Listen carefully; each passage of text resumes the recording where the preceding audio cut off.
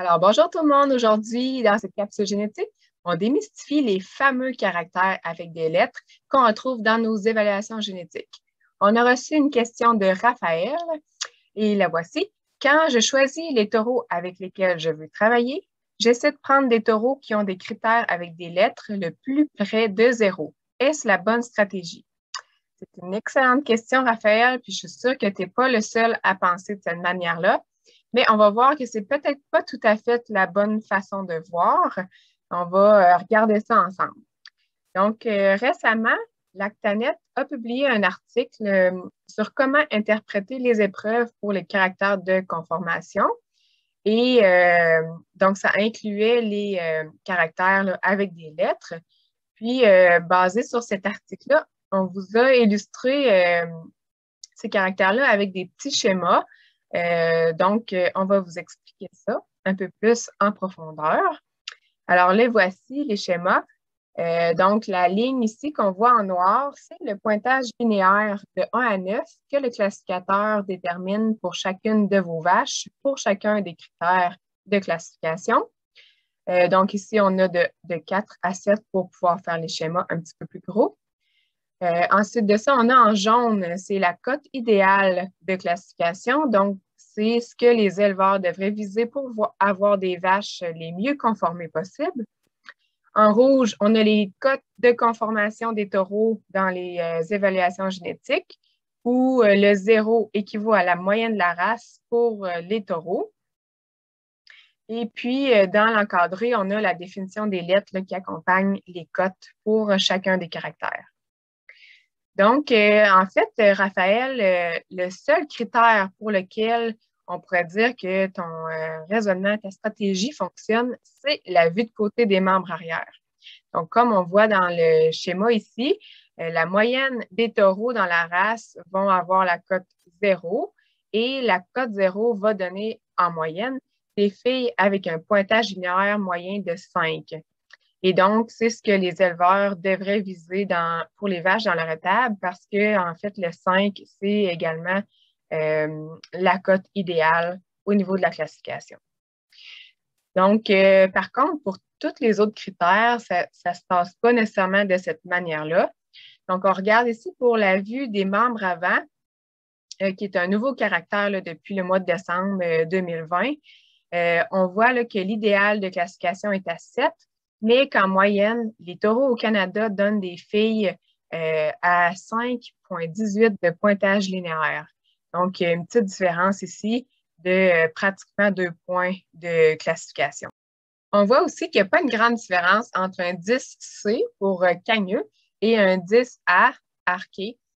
Quand on voit là, un taureau à 10A sur une épreuve, on pourrait faire la grimace puis s'imaginer qu'il donne des vaches avec des pattes quasiment difformes, mais ce n'est pas le cas. Là.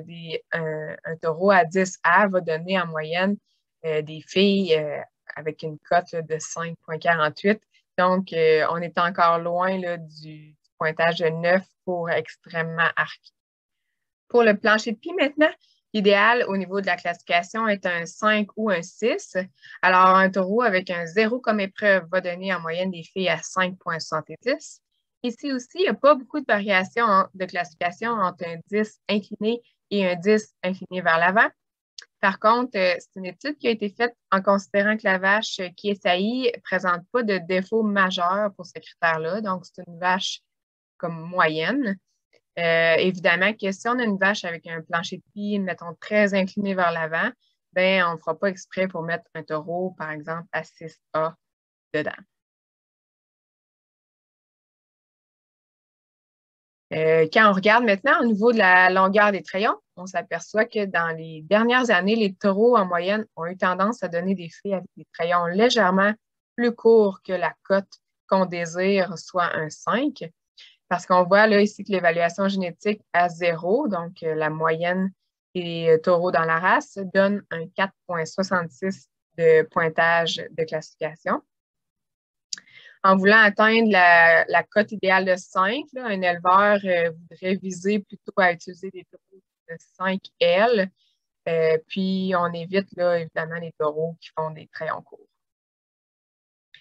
Si Si on regarde maintenant au niveau de la langue de la croupe, là, dans les dernières années, on a vu quelques taureaux donner des croupes à tendance haute, puis ça se reflète bien dans la moyenne de la race qu'on voit donc dans le schéma ici. Aujourd'hui, des taureaux à 0 dans l'angle de croupe là, vont donner des vaches avec une cote de classification d'environ 4,31. Des taureaux entre 5 et 10 H vont donner en moyenne autour de 4, tandis que des taureaux entre 5B et 10B vont donner des vaches qui atteignent les cotes idéales de classification que l'on veut. Au niveau de la position du trochanter, il y a encore beaucoup de travail à faire pour ce caractère-là.